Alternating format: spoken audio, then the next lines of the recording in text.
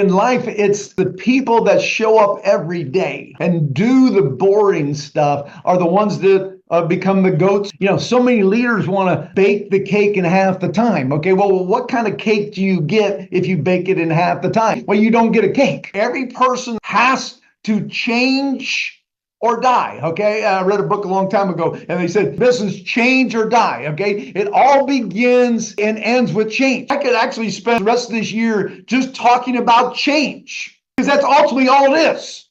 You can develop your skills, okay, and that's awesome. I think you should do that. But at the end of the day, if you don't change you, if you don't change how you see the world, if you don't change how you think, if you don't change how you see yourself, if you don't change your actions, your habits, okay, none of the skills are going to matter. But if you change those other things I just mentioned, you'll develop the skills. See, everything begins and ends with change. You can try to change your habits, but until you change you, nothing's going to change. If you're ever going to change, you must understand that you do what you do because of the way you think of yourself. We make decisions based on our self-identification. Here's what happens subconsciously when you're making a decision, okay? Your subconscious basically asks three questions. One, who am I? However you see yourself, that's the first question your subconscious asks before it does anything. However you've programmed that, that's the path it's going to start down. Then it says, what kind of situation am I in? And then it says, what would someone like me do in this situation? And then that's how it acts. However you see yourself is driving that. If you try to change your behavior without changing your identity, it's like cutting a weed off at the surface of the ground and not getting rid of the roots. Motivation and willpower, as we all know, do not equip you with the power to change.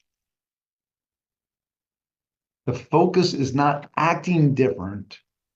The focus is thinking different, and thinking different, especially about yourself. We tend to define ourselves by how people in our lives think about us. We see ourselves through the eyes of others, specifically the eyes of the people that we hang around most. We let those people define us. Do you have a mental picture of your future self?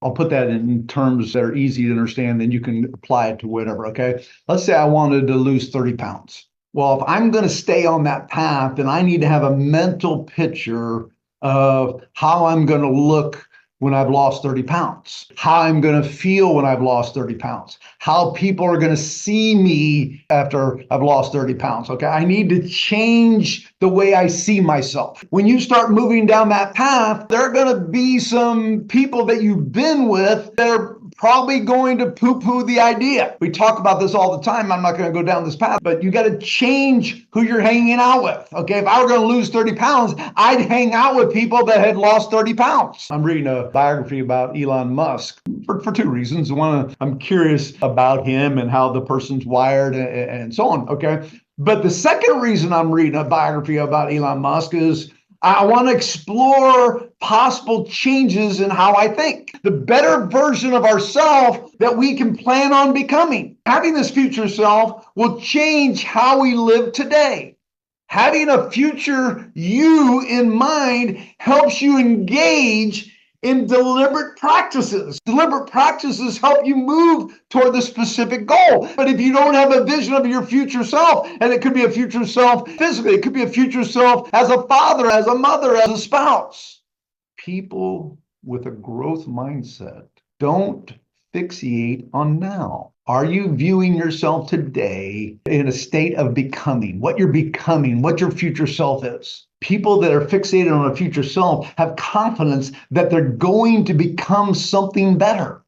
How do you view failures? How do you view, did you hit your numbers in February? Okay. Did you not? Okay. How do you view that? Did you close the sale, not close the sale? Did you get a recruit, didn't get a recruit? Okay. How do you view that?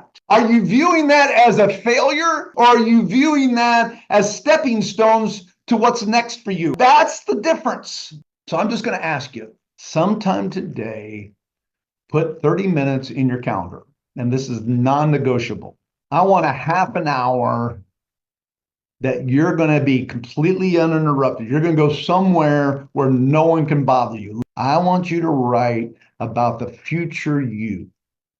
I want you to write about the hero you're going to be in 10 years. The hero for the ones you love, the hero in your office. Okay, I want you to write about the hero 10 years from now. Create a target for yourself, where you want to get to. Engage in deliberate practice. And then what I want you to do is I want you to write in your calendar every day, right when you wake up, why you are working today.